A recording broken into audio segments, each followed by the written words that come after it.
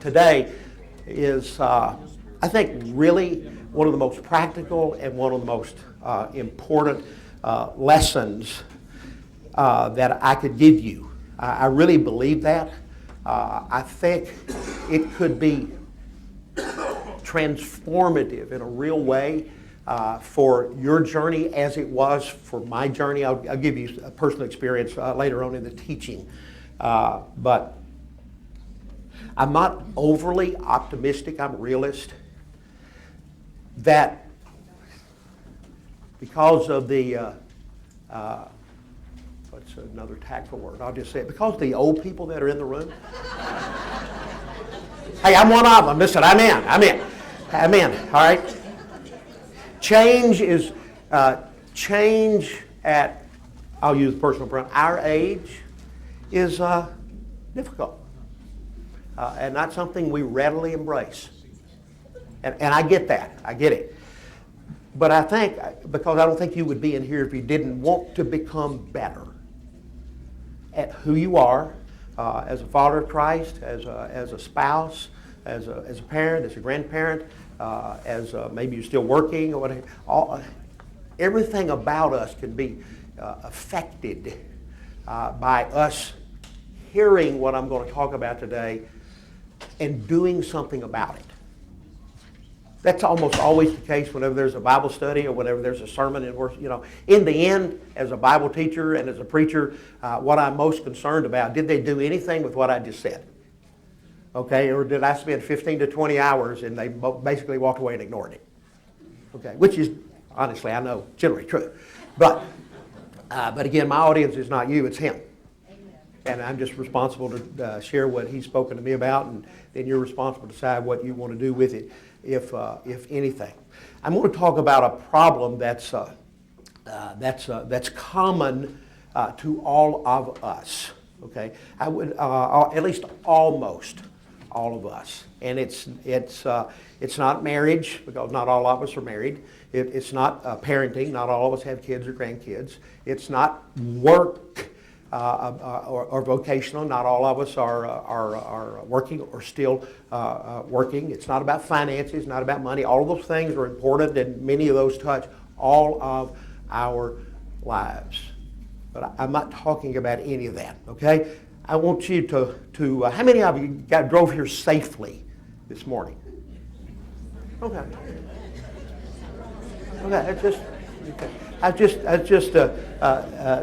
just checking, just checking. I didn't want you to be distracted. There are no listening guides on your table this morning, because I really wanted a little bit of the element of surprise.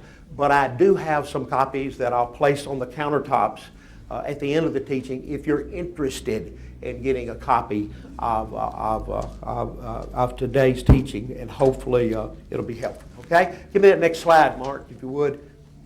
Anybody know what that is?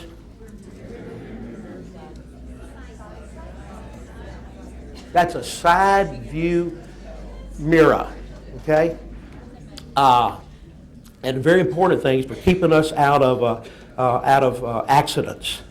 Look at the next slide. And these numbers are 6 years old.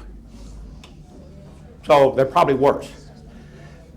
There are 840,000 accidents a year, minimum, about what I'm talking about today. Look at the next slide. Look at the next point, rather.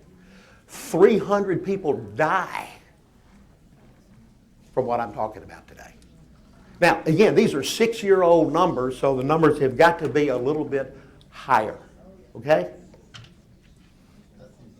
What am I talking about? Anybody got a yes?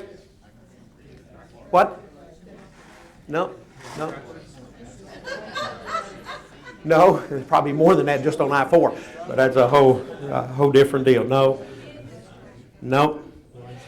What happened? Just imagine. How many of you have been there? You're driving, okay, and you look in the side mirror, maybe look in the rear view mirror, okay, and then boom, and you move over.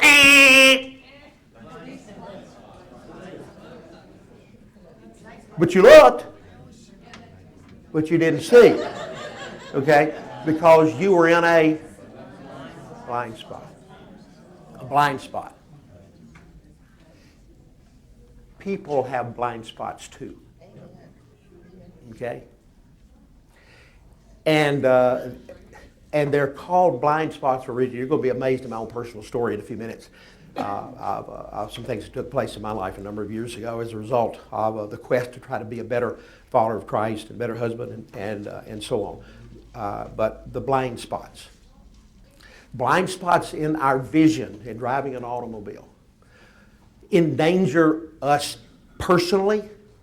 Any of you ever had, you changed lanes or maybe you backed up or you had some mishap, some accident as a result of a blind spot that you missed and didn't cover? Anybody had one of those? Yeah, many of us have. Many of us have, okay? All of us have heard that dreaded horn when you cut in front of somebody, okay? And they probably were calling you. There are two words that are used to describe drivers. At least I use these two words. If you pass me in blinding speed and I'm probably driving too fast, you're a maniac. Okay? But if I get behind you and you're slow, you're an idiot. I think some of you probably use those same words to describe the people that are in front of you. Yeah, I get it. I came across this little story, and it kind of illustrates. This lady made an appointment with a marriage counselor. And when she sat down with a marriage counselor, she said, "I would like to divorce my husband." To this, the counselor replied, "Well, do you have any grounds?" She answered, "Why, yes, we have almost an acre." We're going downhill from there. Okay. The puzzled counselor asked her, "No, you don't understand. What I want to know is, do you and your husband have a grudge?" She said, "Actually, we don't, but we do have a nice carport."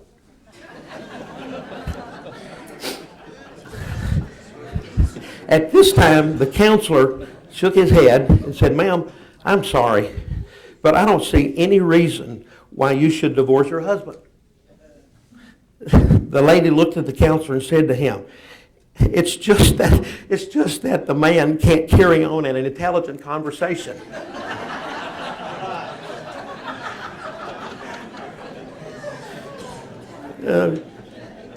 Somebody said actually it should be the other way around, but that's a different deal. I think she had a blind spot.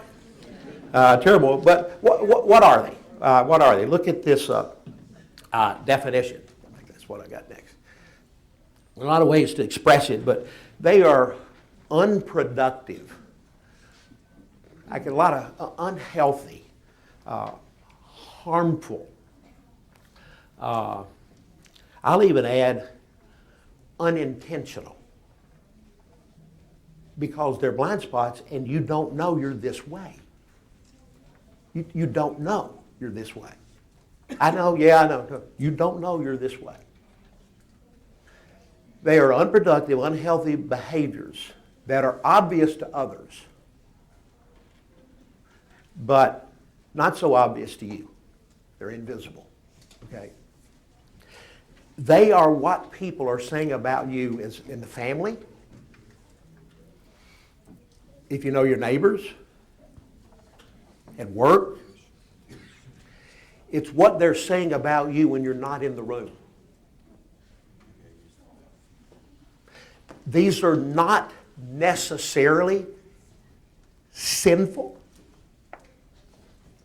They can be, but they're annoying to others. Those others just simply have chosen to overlook it because they love you.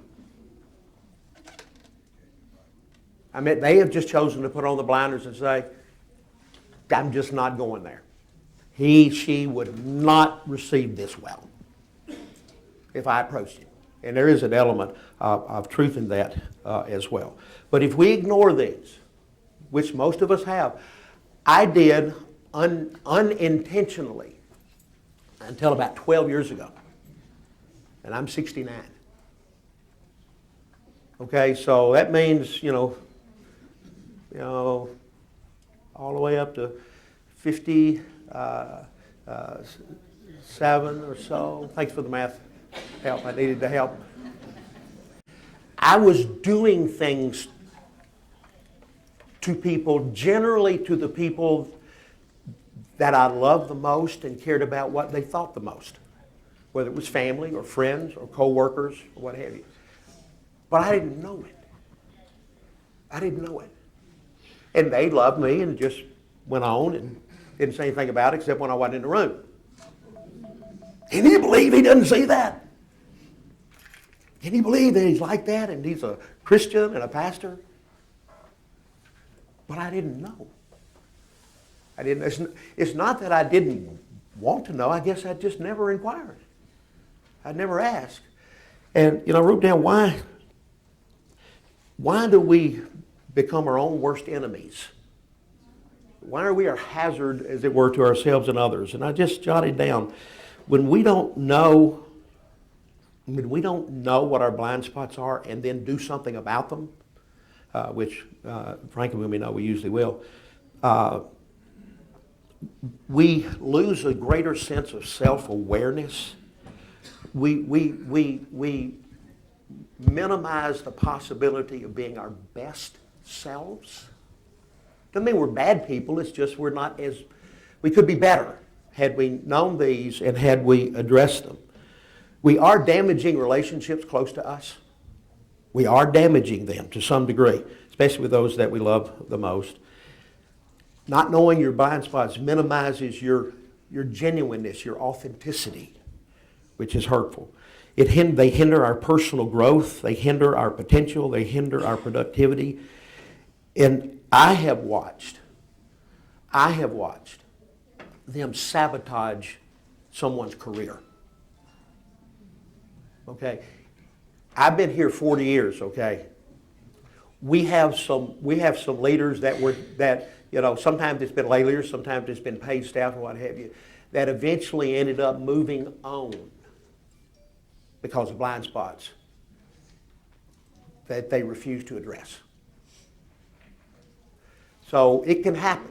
It does happen. My guess is in a room of this size, some of you have been stuck in a career that you really care about and love, and you've been stuck there maybe for a long time, been overlooked for promotions and different things because of this. Now, should someone have said something along the way in performance reviews? Of course. Of course. But that's not easy. Okay? It risks the relationships. And then sometimes when people do tell us, they tell us in such a hurtful way that we really respond defensively and don't want to get better in it, almost as an attack, as it were, on them. We all have them. If you know yours, okay, it's only because someone that knows and loves and trusts you did speak to you about it at great risk, or you realized that they were there, you didn't know what they were, and you took the initiative to ask others. I doubt that many in the room have done either, based on my experience in helping others. So what's yours? I know, I got it. I'm telling you, no, you don't. Let me give you some possibilities, and it's an endless list, okay? Well, let me ask you, think for a minute, okay? Do not look at anyone at your table. Okay, just think for a minute of people in your life, family, friends, co-workers. In light of what I am talking about right now, blind spots, think of some people in your journey, and when you think about them, you immediately know what their blind spots are. That's not hard. No, it's not hard, because they're obvious to you and me, but not to them. Because if they knew, then surely they would do something about it. Surely. Well, the chances are they don't know. Here's some more common. You're a know-it-all. You're a know-it-all. You've always got always got a better story. Somebody's sitting around, everybody's kind of sharing what's going on, and you one up. You one up. You one up. Always got a better story, okay? And everybody else around the table, why don't they shut up? I'm so tired of hearing their stories. It's always better than somebody else's story. You have an inflated ego. Arrogant. And again, I don't think this is cultural. You're always late. You're always late.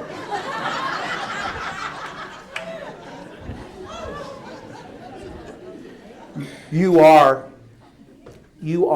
I'll describe it with overly. You're overly judgmental. You're overly critical. You're overly negative. You're constantly interrupting. You talk too much. You talk too loud. You're hard-headed. You're always too busy. Have you ever? There are many. I don't watch them, but over the last decade or so, there have been all of these, especially talent shows that people come on, and there's a process of elimination. Have you ever sat there and watched some of these and think, what were they thinking? Why would anybody go through that public humiliation? Why would they think they could sing? Why would they think they could do that? Why would they think that? Because it's obvious they can't. Because they thought they could. They thought they could. They were blind. I'll give you a perfect example. Most of you know that I've coached basketball through the years, and we've had some really good teams, some really good talented players that have played. We haven't asked this year's team because we just got started. Last year we had 12 young men on the team, 5 seniors, a great bunch of kids. And so we asked them early in one of our pregame meals to write down if they felt like they could play basketball at the next level, which is college. Because, we want to help them get there if we can. Now, next level can be a lot because there are a lot of levels at the next level. Okay? So we gave them some options around NAIA, Division II, and Division I. Okay? They have 12 players. 9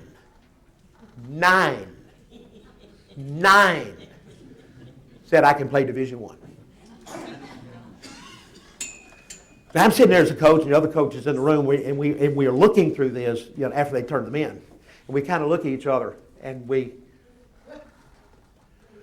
what are they seeing that we don't see?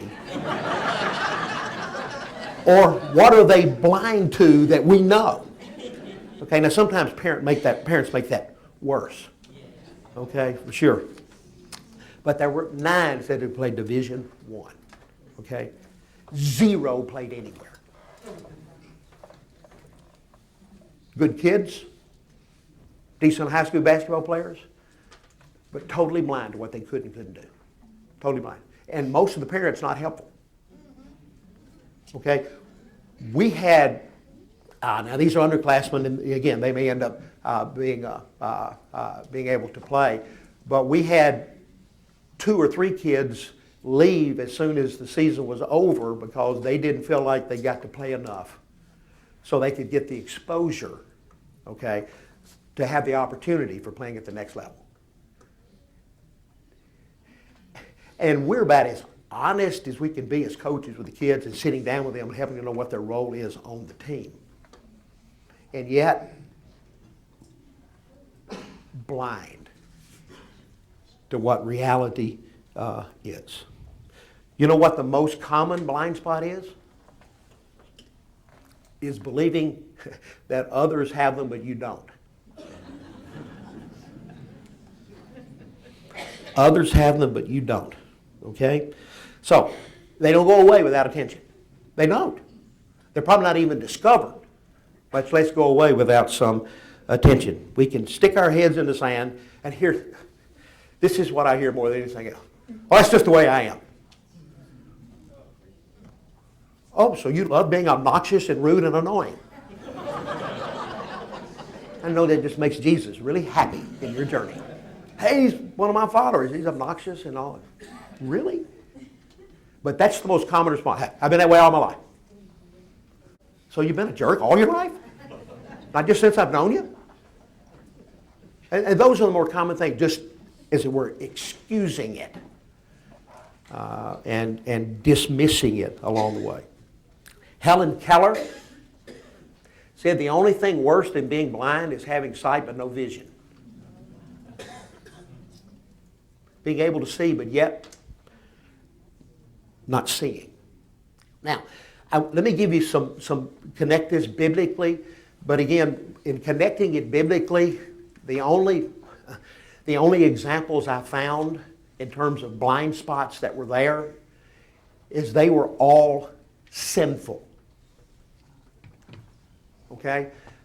But I said earlier, and I still say, some of the things that are blind spots to us are not necessarily sinful. They're just annoying to others and damaging, as it were, to the relationship, but not necessarily sins. Okay, what I'm fixing to talk about are sin. And some of our blind spots are sinful. We don't realize it. Think of Abraham. Anybody know what his blind spot was? Think about his life. Think about his journey. Think about his wife. Think about his encounter with kings. He had a hard time telling the truth. I mean, not once, but twice. Maybe 3 times. He just lied. He just lied. How about Moses? He didn't get to enter the promised land because of this. And he may have made the excuse, yeah, but I'm God's, chosen lawgiver and prophet, and I'm just zealous for his name. No, you're out of control. And you killed somebody as a result of being out of control. Peter,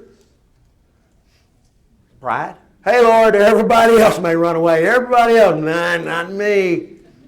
Not me. I got you, Lord. I got your back. Not true. Not true. Psalm 19, verses 12 and 13. Again, if you want to hand out later, I can get it. Then this is addressing more sinful blind spots. Not all are sinful. Just want to keep saying that. Who can discern his errors, his sins, his struggles, his difficulties, the damage that he or she is doing? Declare me innocent, Lord, for my hidden fault. Help me to know what I don't know. Help me to see what I don't see. Show me what I'm missing. Show me where I'm falling short. Show me where I'm doing damage, okay? Keep back your servant from these presumptuous sins. I didn't know they were bad. I didn't know that I was doing them. I didn't know it was being harmful to you, my relationship with you, and relationship with others. Let them not rule or have dominion over me. Then I shall be blameless and innocent of great transgression. That's a great passage, okay? But again, it is talking about help me to see my sins. Help me to show where I'm falling short, as it were, of the glory of God. If you got your Bibles, turn to Matthew 23. Turn to Matthew 23. In Matthew 23, I could have gone, I think, to Mark 7 and other places, but again, I'm looking at blind spots that are here in Scripture more presented from a sins perspective. And in Matthew 23, verse 1, then Jesus said to the crowds and to his disciples, crowds is made up people that had some degree of interest in who Jesus was and what Jesus could do. Some of it periphery, some of it selfish, granted, but some of them very genuine. And then there were disciples, those that were closest to him, that followed him closely by choice. Those were in the crowd. But it was also a religious crowd made up of spiritual leaders. The scribes and the Pharisees sit at Moses' seat in the places of authority. So you had the spiritual leaders and the rulers that the people feared and respected and were intimidated by them, but they were the religious guides, as it were, that hopefully were going to be pointing people in the direction of the true one and the living God. Beginning in verse 13, I'm going to read 10 or 12 verses. I want you to notice the number of times as Jesus addresses these spiritual leaders. I want you to notice the number of times, I think it's 7, he calls them hypocrites. Now, I think it's possibly we all have a little, probably all of us have some hypocrisy in us. Maybe generally speaking, you know that you're a hypocrite in the sense that you're projecting or doing something that you know is not real genuine. That's hypocrisy, but it's possibly very blind to that. I think the Pharisees were blind. I think they were zealous for the God that they thought that they knew and for the laws that they thought that He had given them, the ones that they had added to. I think they thought what they were doing was right and best for them and for the people. They were just wrong. They were just blind to the damage that they were doing. So He calls them hypocrites, at least 7 times in the next verse that we'll read. But He calls them blind guides. Blind guides. So you got this whole crowd. You got people who were really blind spiritually and wanted to see. And then you've got the religious leaders who were blind and didn't know it. That's the worst kind of blindness. When you're blind to your blindness. But woe to you, he also repeats that several times. Scribes and Pharisees, hypocrites, because you shut the kingdom of heaven against men. For you neither enter yourselves nor allow who you would enter to go in. Woe to you, scribes and Pharisees, hypocrites, for you traverse sea and land to make a single proselyte, and when he becomes a proselyte, you make him twice as much a child of hell as yourselves. Woe to you, blind guides, who say, if anyone answers by the temple, it is nothing. But if anyone swears by the gold of the temple, he is bound by his oath. You blind fools! For which is greater, the gold or the temple that has made the gold sacred? And you say, if anyone swears by the altar, it is nothing. But if anyone swears by the gift that is on the altar, he is bound by his oath. You blind men! For which is greater, the gift of the altar that makes the gift sacred? So he swears by the altar, swears by it, and by everything on it. And he who swears by the temple swears by it, and by him who dwells in it. And he who swears by heaven swears by the throne of God, and by him who sits upon it. Woe to you, verse 23, scribes and Pharisees, hypocrites! For you tithe mint and cumin and dill and cumin, and have neglected the weightier matters of the law, justice and mercy and faith. These you ought to have done without neglecting to others. You blind guides, straining out a gnat, and you're swallowing a camel. Woe to you, scribes and Pharisees, hypocrites! For you cleanse the outside of the cup and of the plate, but inside you're full of extortion and rapacity. You blind Pharisee, first cleanse the inside of the cup of the plate, that the outside may be clean. A couple more verses. Woe to you, scribes and Pharisees, hypocrites! For you are like whitewashed tombs, which outwardly appear beautiful, but within they are full of dead men's bones and all uncleanness. So you also outwardly appear righteous to men, but within you are full of hypocrisy and iniquity. Now again, they're blind spots. We're sinful. I'm not sure, again, I don't believe that the religious leaders knew what was going on. So, if you're driving an automobile and you know that there are blind spots in your vision, if you're smart and want to avoid the honking horn, much less than this happen, an accident that could injure you or somebody else in the car or somebody else in the other car, then you're going to make adjustments. You're going to adjust your rearview mirror, your side mirrors, your rearview mirror. You may even momentarily turn your head in order not to have an accident and to get injured. If there's somebody else in the car, and I do this, the car that I drive, in the back right, there's a huge blind spot. Huge. And I have to ask people, there's somebody in the car, hey, listen, can you look and see if anybody's coming? So you ask others to so you adjust the mirrors, you ask others to help you. You do what you need to do so you don't harm yourself and others, right? Well, that's pretty much the methodology we need to take when it comes to our own personal and character blind spots. Pretty much the same advice that we need to give to ourselves. So, I know earlier, maybe I don't know that I mentioned this, for years, formally, now it's more informally with not just them, I would bring on young men for a year, and they would serve as servant leaders in residence, as interns, and I think there were 18 over a number of years. And one of the earlier exercises that I would give them to do in this discovery process about themselves, because we really can't find out God's plan, God's will, God's purpose, God's mission for our journey without understanding to some degree how God has created and made us with our talents and abilities and gifts. That makes sense? It's hard to know what God wants you to do until you know what He has enabled you to do. And part of that journey is knowing where you're doing damage with the blind spots. So I would always have these men go on what I'm going to encourage you to go on, this little journey of discovery and finding their blind spots. So how do you deal with them? Again, adjusting the mirrors, turning your head, whatever the case. All right. Number one, this is the hardest and the most important. Identify them. Identify them. And I think there are two ways to get there. One is ask the Holy Spirit. Ask the Holy Spirit.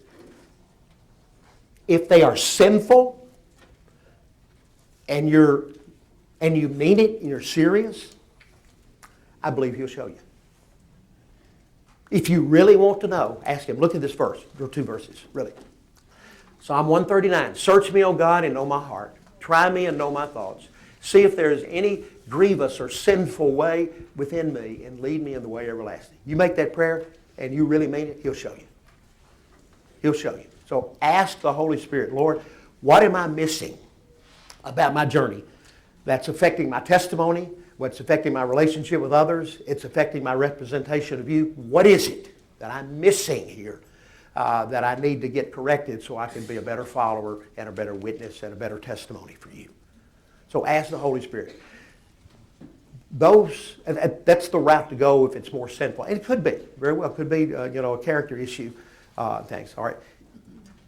But here's something that I found, equally as helpful, but more so if it's not necessarily sinful, and that is, next slide is, ask others. All right, I'm telling you what, this is touchy. Okay? But these people in our lives, and obviously asking others means you're asking family, friends, co-workers, people who know you. You can't ask a stranger. These are people who know you. And asking them, what am I missing? What is it? I'll give you a couple of questions in it. What is it about me that's damaging deeper relationships? What is it about me that's preventing me from getting promoted? What is it about me that's doing damage, that's wrecking my journey and my life? Ask people. And probably, again, as I said, those that are most consistently affected by your behavior. 2 words of caution. Number one, it does risk the relationship. I don't want to lie to you. It does. It does. And for that reason, you will be amazed if you take up the exercise that many of the people that you ask will say, no thanks. No thanks. No thanks. Because probably one of your blind spots is they know they can't tell you and you receive it well. Okay? I'm going to take that as a nervous laughter. Okay? So they risk relationships, so you have to, and only you can do this, you have to make it safe for them to tell you.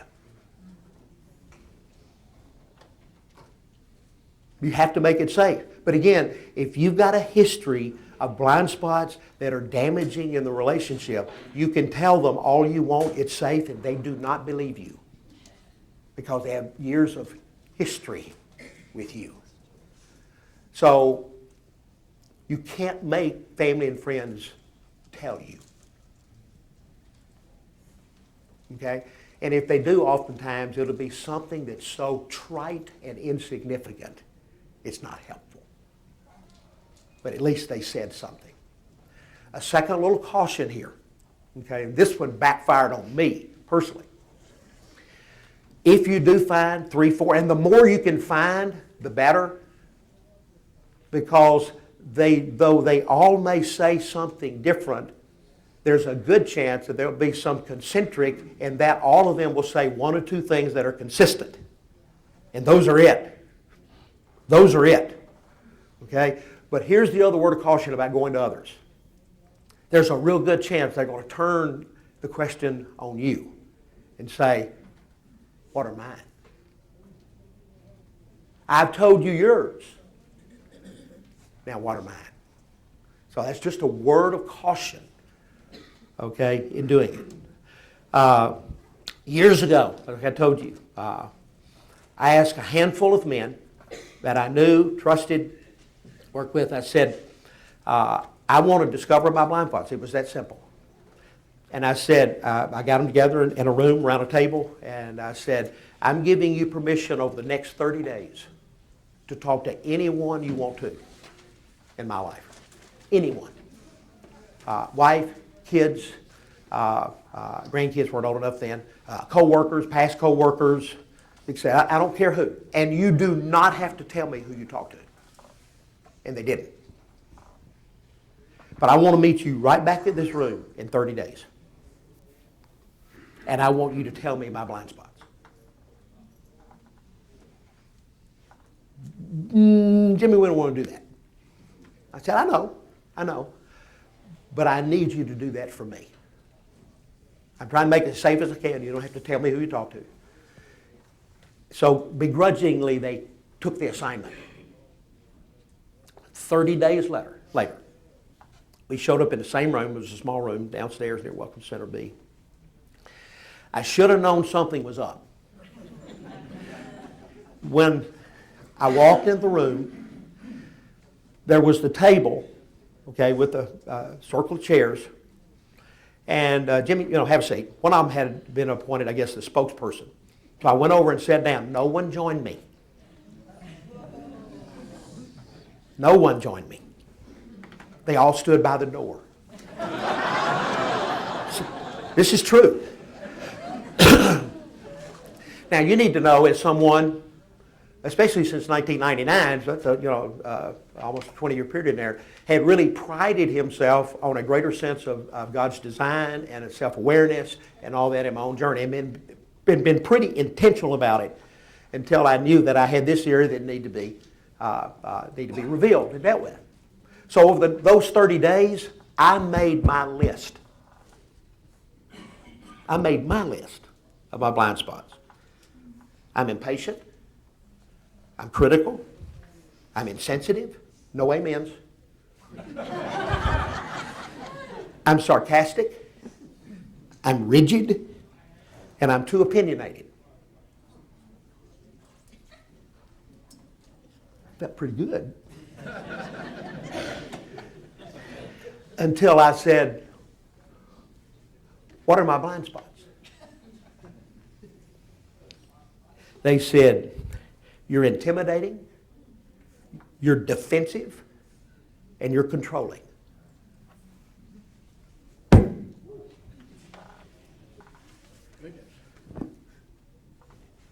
They're not on my list.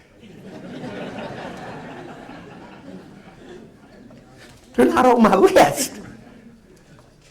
And I said, can you repeat those? Yeah, they're still at the door. One of them's got a hand on the knob, I think, doorknob. Okay, but listen to the blind spots and you understand why they're at the door. You're intimidating, you're defensive, and you're controlling. I'm standing at the door too. If I knew that, if I knew I'm talking to someone like that. And that's what, they heard some of these other things, but that's what they heard consistently from the number of people that they talked to. It was a come to Jesus moment. Okay? But immediately, and I do mean immediately, I got better at all three. Because now I knew what I didn't know. And I knew it was offensive and annoying to the people that I cared about. And I immediately got better. I immediately caught myself in encounters and in relationships being like that in one of those three or all three of those ways. I immediately improved. I immediately became better. As a follower of Christ, as a spouse, as a father, grandfather, as a co-worker, I immediately got better. Now, I took it for me a step further because I didn't want to just get a little bit better. Now, do I have all of these? Am I still these three? Yes, I am. Okay, and I don't have to tell you. You know that. Okay? But those of you who have known me for 10, 20, 30, and 40 years, I'm not near as bad as I used to be. Okay? And I can't imagine how bad I was. Okay? I left a trail of blood everywhere and didn't know it. Okay? I remember somebody saying years ago, and I should have listened, but I was blind. He said, Jimmy, you and Brother Jim are different but similar. I said, well, how so? He said, well, both of you want to get stuff done. Both of you are kind of result-oriented and purpose-driven, get a sense of direction, and you want to see that accomplished. Brother Jim, and he used this analogy, let's imagine the goal is to score a touchdown. That's the exact analogy he used. Okay? And you hand you the ball, and we say, score. You'll score. And you'll score pretty quickly. But most of the people between where you got the ball and the end zone are bleeding.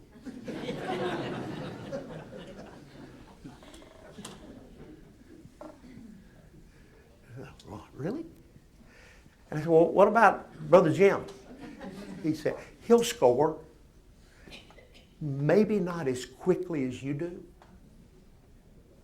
but when he crosses the end zone, both teams will cheer.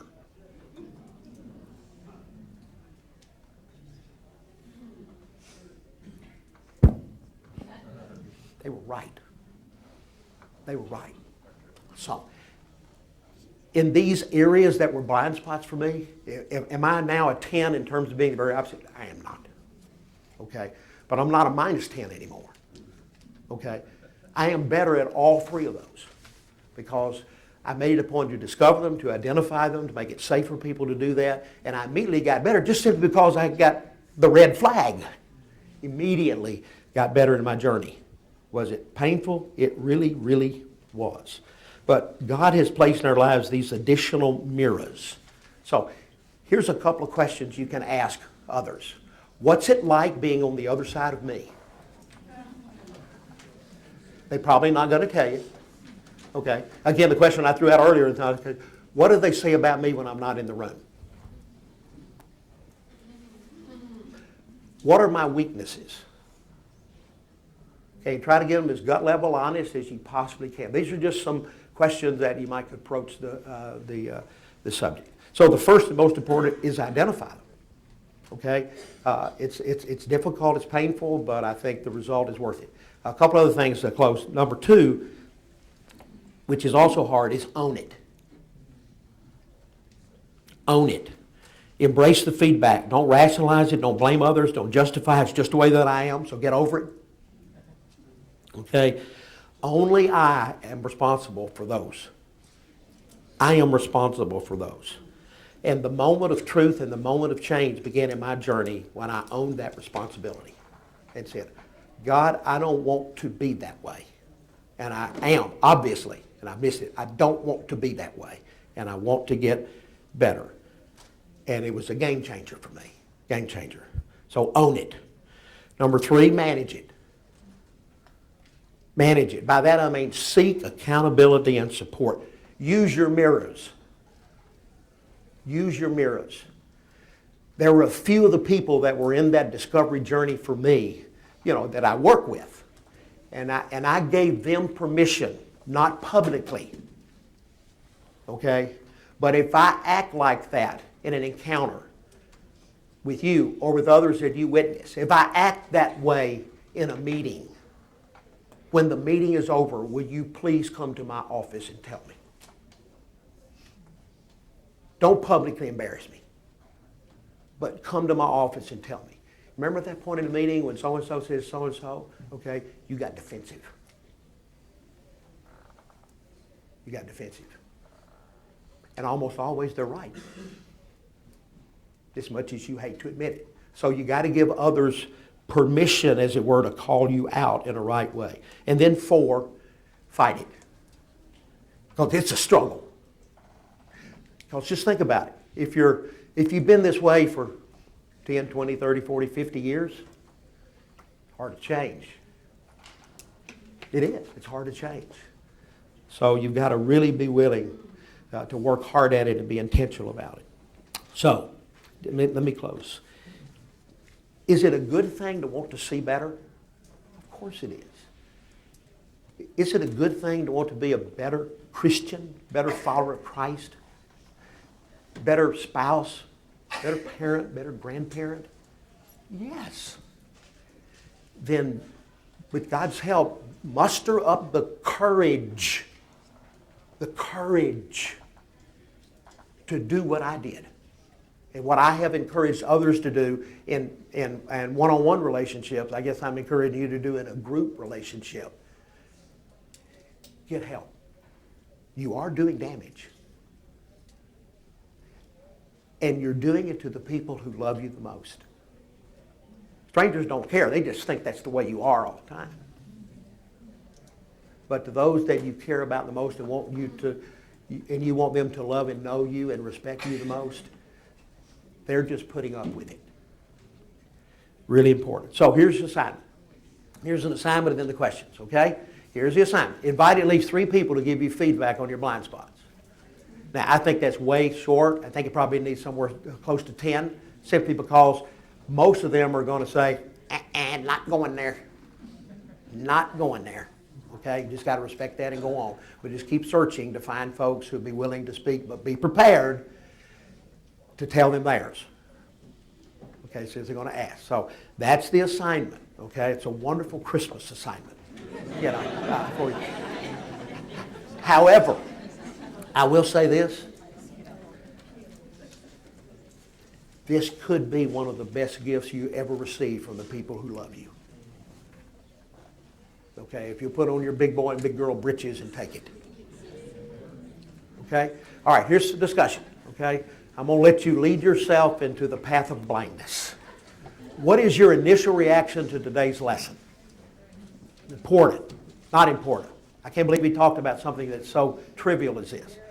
Number 2, what do you guess? And notice that's in quotes because they're called blind spots for a reason. What do you guess are yours? Okay? And then number 3 has nothing to do with the lesson, but I just like every now and then, if there's time, how's life going? Or in your life and around the people at your table. What's going on? How's life going? Okay? Hey, next week is big party time. Again, we're going to do some things. I'm going to do a little bit of teaching, and then I'm going to give you some things to do around the table after we eat. Okay? Father, thank you for life lessons years ago. As I've already confessed to you, I'm so sorry I didn't have either the vision or the want to. Maybe it was just fraught with fear and insecurities. I'm not sure. But I look back, and that prior to being 57, and can go back 10, 20, 30 years, maybe 40 years, and those things that I was blind to, had been there all along the way as I look back. A trail of people bleeding back there that I really didn't intend for that to happen. It was so unintentional, and I sure wish that I had done this exercise many, many, many years ago. But I didn't. And I'm encouraging my friends here to do that, to encourage their friends, family, especially youngers, okay? Do this. This will be transformative in your journey with Christ and in the building of more healthy relationships. So bless the conversation around the table now, Lord. In Jesus' name I pray.